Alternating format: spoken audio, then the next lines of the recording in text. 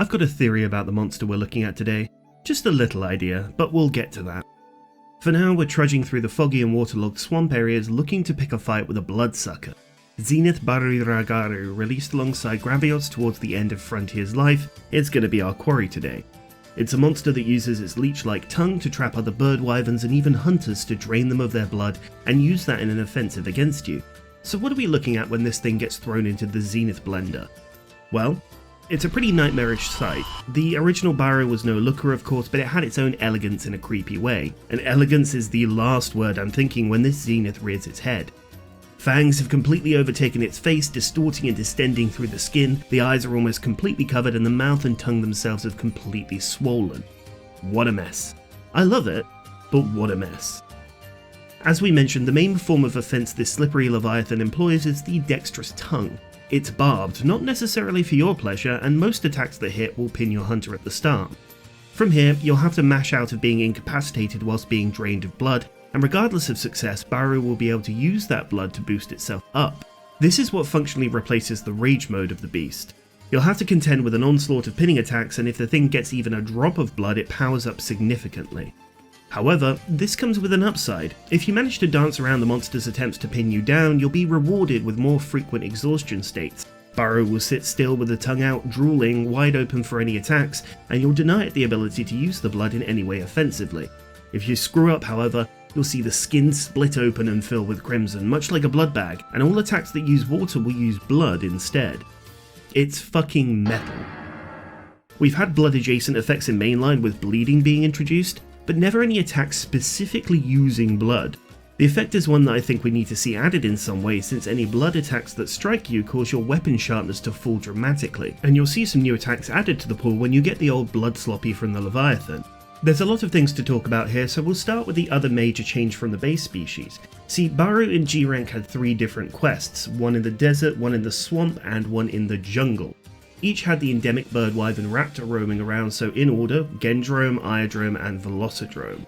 Baru would spawn with its tongue right in the raptor's neck and would start the fight being empowered by either paralysis, poison, or blood. Each quest that you did would affect the weapons that you could craft with either straight water or the status of the day, so you were encouraged to get the full experience if you wanted a choice in what to craft. It's a pretty cool setup. That just doesn't exist, however, with the Zenith. The area is barren, you only ever fight it in the swamp, and the only blood on tap comes straight from the hunter themselves. And here's where my little theory comes in. Spoken from a place of pure speculation, utter guesswork, but it fits, and I think it's nice. I reckon this is what happens when Baru gets too ahead of itself. There's some clear design influences from the parasitic leech, and a parasite would want a healthy host to have a continuous supply of food. If you push that too far, and the host, in this case the hunting ground, turns desolate, with all food sources drying up completely. It could explain why the jaw has developed in such a way, to give the monster more avenues to obtain food, and why it has such a ferocity with its attacks. You'll actually see this in gameplay with the aforementioned exhaustion animations. It's desperate. Who knows? I have literally no basis for this assumption, as I unfortunately don't have access to the design notes, wish I did, but I like the idea. Of course, to deny Baru blood means you have to avoid a lot of attacks, and here's the next thing. We've seen Zenith effects be used to enhance certain attacks like tremors for slams, but this monster actively weaponizes these effects. Specifically, its roar. Baru will lead a lot of attacks with split-second roars, completely incapacitating you in the blink of an eye. I'm not kidding when I say there is zero wind-up for a lot of these moves, and sometimes you just get blue lobstered before you have a chance to react, completely prone for a follow-up smack. This is a fight where roars are common and deadly enough that investing into the Zenith skill for hearing protection is very recommended, especially when Baru's blood reserves run out and it busts out this terrible attack, and if you're running without it, you just have to be ready to see the mouth bleeding and react as fast as you can. In terms of other attacks, we see this tongue flurry at the basic level. It's got a very slow wind up for now, and you have to roll when you see the foot coming down for the first hit. You'll then have to prepare for a second follow-up hit almost immediately, and if you get hit by any part of this, you'll end up pinned if Baru hasn't filled up on blood already. It'll appear fairly commonly, so understanding the full routine will ensure you don't get blindsided. Another combo to look for is the spin. Baru winds up and spins twice, shooting out either water or blood with each spin, before finishing with another roar. Again, be wary that this is a 3-hit combo, so don't get overzealous and close the gap before the roar is done. Finally, we're going to be looking at the tongue attacks. There's a 3-hit combo with absurd tracking, so either get close to the stomach or learn the timing to roll all 3. If you get snagged by any tongue attack, you've got to be aware that Baru will also roar again if it's freshly filled up with blood after a pin, so again, once you get up, get ready to roll. Finally, we get the introduction of Zenith Water Blight. It slows your stamina regeneration down to a crawl. The thing is, there's so many moves like EX evades that don't use stamina, and if you're using the Zenith boosted rush skill, you get infinite stamina as long as you're attacking a lot anyways. This means this is one of those rare occasions where it's lovely to have the elemental resist, but it won't lead you quickly to a cart a lot of the time. I will say you won't be throwing too hard if you go without it, but it is always recommended that you play to this, so maybe bring it along just in case.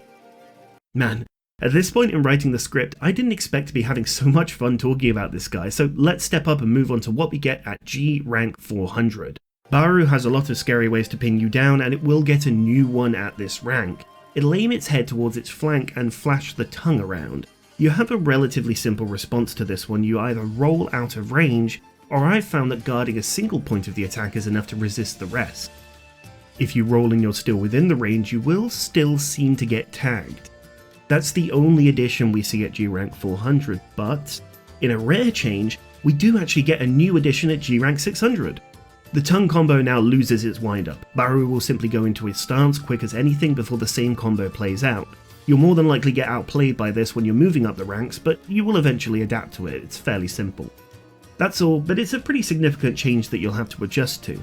It's also worth noting that after the combo, even if you don't get hit, Baru still roars as well, so that turns this 2-hit combo into a 3-hit.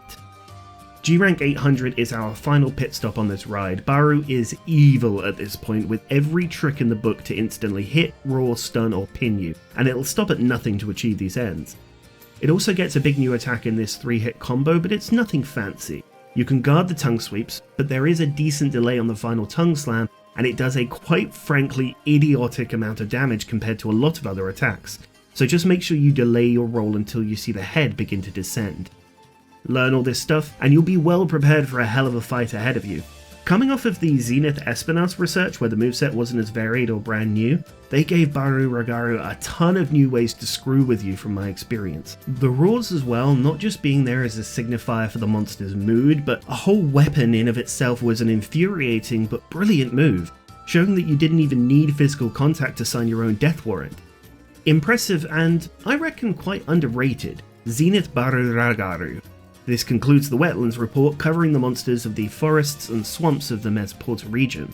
The next episode we move on to the Mountains report, covering the Zenith species that appear in the beautiful painted waterfalls and the highlands. There's some really impressive fights in here and one bastard, so I hope you look forward to that. Cera out.